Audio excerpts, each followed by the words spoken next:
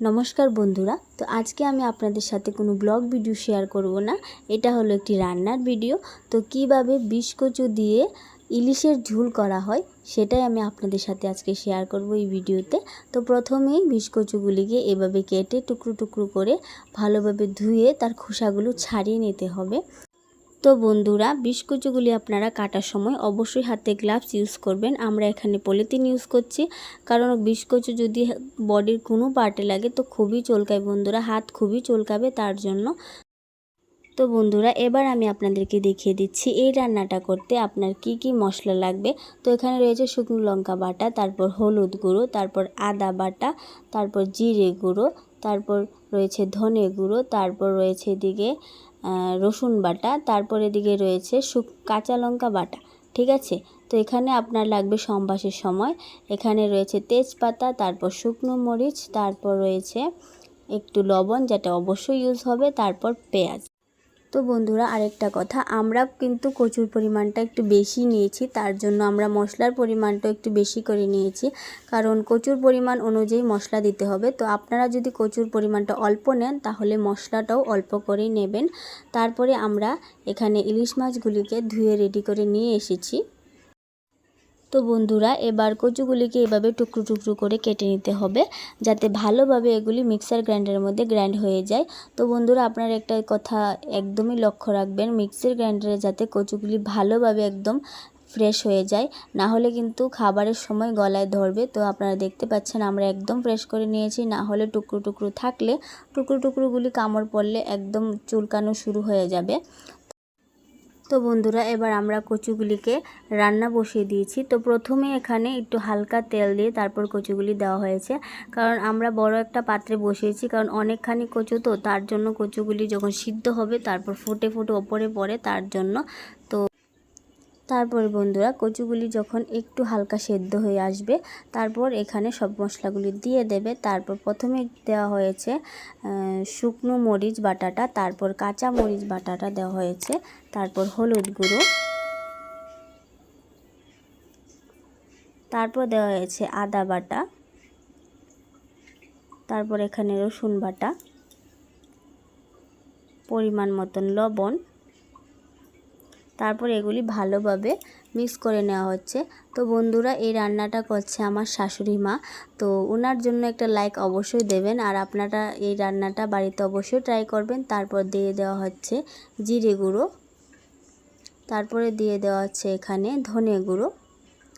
তো বন্ধুরা, আপনারা অবশ্যই একটা কথা খেয়াল রাখবেন যে কচুগুলিকে ভালোভাবে এভাবে সেদ্ধ করে করে খুবভাবে কষাতে হয়, না হলে কিন্তু গলায় অবশ্যই ধরবে। মশলাটা ভালোভাবে মিক্সচার করতে হবে। আপনারা দেখতে পাচ্ছেন কালারটা কি সুন্দর হয়ে এসেছে।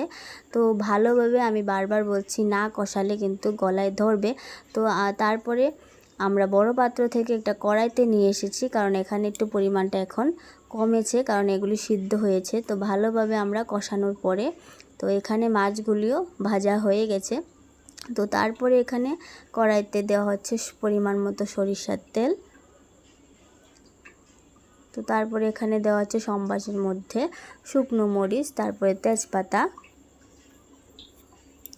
তারপরে এগুলি একটু লালচে হয়ে আসলে দিয়ে দেওয়া হবে পেঁয়াজ কুচিগুলি। তো পেঁয়াজ কুচিগুলি যতক্ষণ লালচে না হয় তো কচুগুলি দেওয়া হবে না।